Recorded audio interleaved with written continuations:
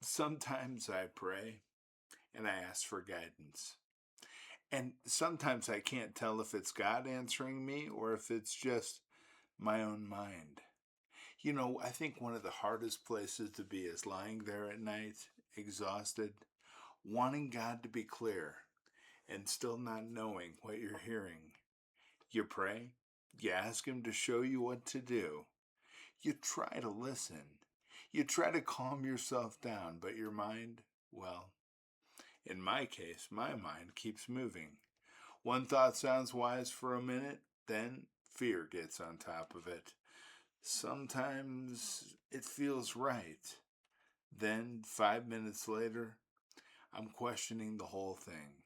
And after a while, you're not even sure if you're trying to hear from God anymore or if you're just trapped inside your own head. And I think a lot of people live there. They love God. They're not playing games. They're not trying to be rebellious. They really do want His direction. But they're tired of guessing. They're tired of second guessing.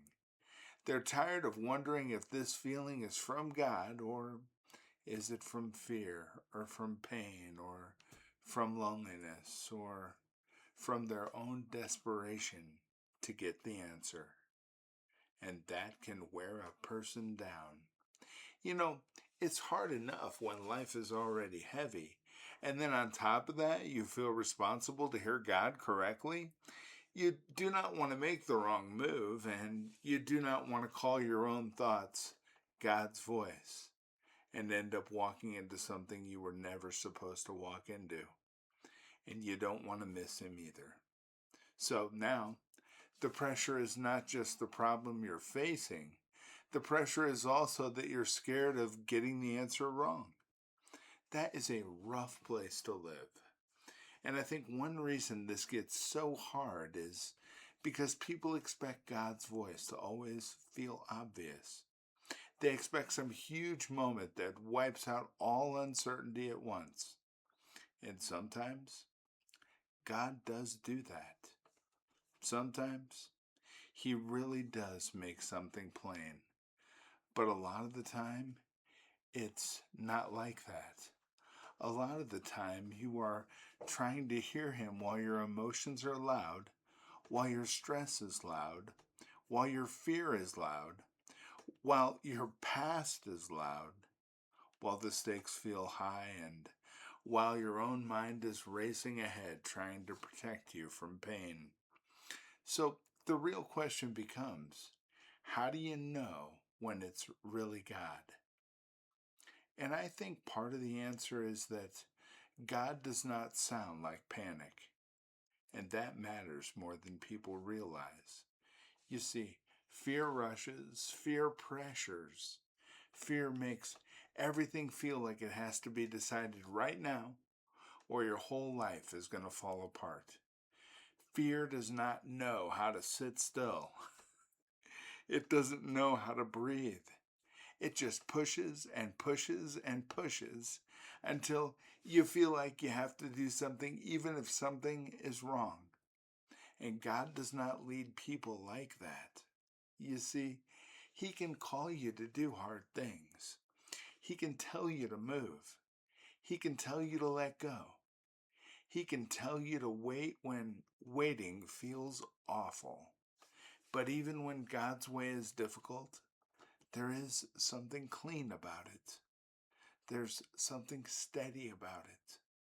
There is something true in it that does not have to scream over your soul to be real. Think about that, because that's important. It's important because a lot of people have followed urgency and called it God. But urgency is not always God. Intensity is not always God either. A strong feeling is not always God. And just because the thought keeps repeating does not mean heaven sent it. You see, emotions are not prophecy. Sometimes it just means you're scared. Sometimes it just means you're hurting. And sometimes it means you want relief so badly that your own mind is trying to create certainty before real clarity has come. And that is not me judging anybody. That's me just being honest about what it feels like to be a human being. And when you're under pressure, your thoughts get loud. Hey, mine do too. And when you're lonely, your thoughts get loud. Mine do too. When you're grieving, your thoughts get loud. When you're facing a big decision, your thoughts get loud. And if you are not careful, you can start bowing to whatever is loudest instead of learning how to recognize what is truest. And God's voice? Well, God's voice is often truer before it feels louder. That's something people need to hear. God's voice has weight to it, not fake peace, not emotional numbness, not pretending everything is fine, but a steadiness, a truthfulness, a cleanness. Even when it confronts you, it does not feel like chaos. Even when it stretches you, it does not feel like inner madness. Even when it leads you somewhere hard, it's not leading you like a tormentor. It's leading you like a shepherd. Remember that. That does not mean you'll always feel 100% certain. I think that is another place people get tripped up. They assume that if it's really God, they should feel completely settled all at once. But sometimes you can know enough to take the next step without knowing everything. Sometimes God gives light for the next step, not for the next 10 years. This is true. Sometimes what He is building in you is not instant certainty. Sometimes He is building trust. And trust is deeper than certainty. Certainty wants the whole map.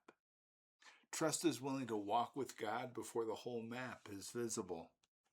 I know it's hard. I know it's tough, especially when you're already tired, especially when you've already been through pain, especially when part of you is saying, Lord, I do not want another lesson. I just want clarity. And we need to be honest with God about how we feel. But sometimes clarity comes slowly because God is doing more than answering one question. Sometimes He is teaching your heart not to be owned by fear.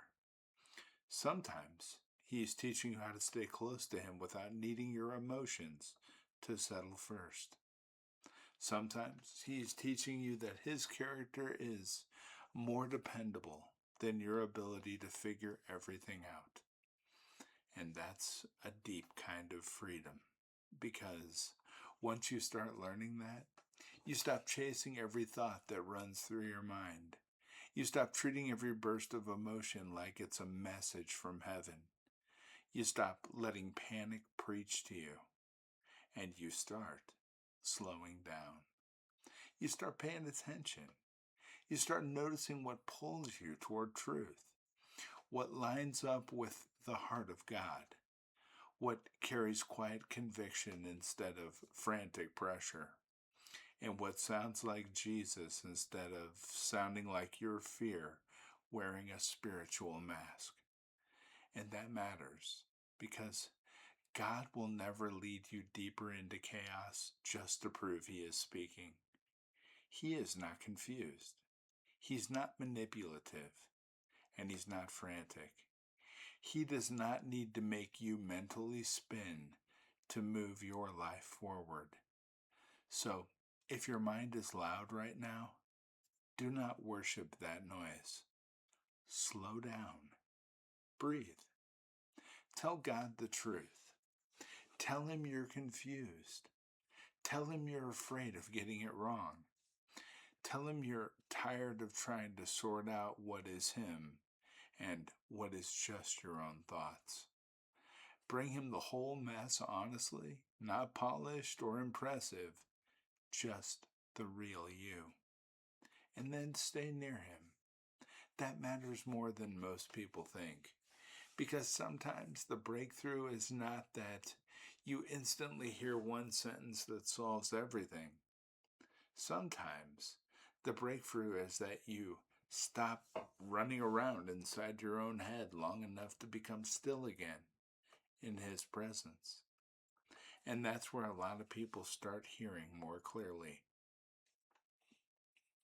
Not because your life just got less serious, and not because the decision stopped mattering, not because your soul got quieter.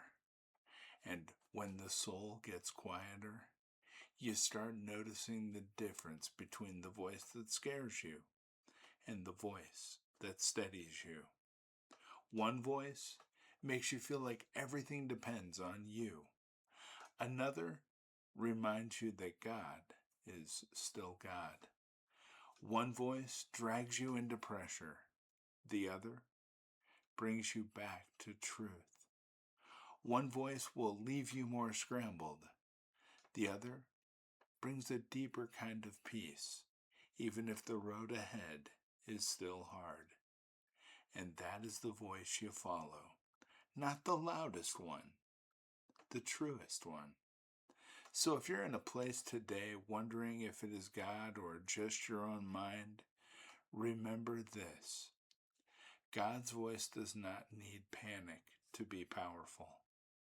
And when He speaks, even if the path is difficult, there will be something about it that brings you closer to truth, closer to trust, and closer to Jesus.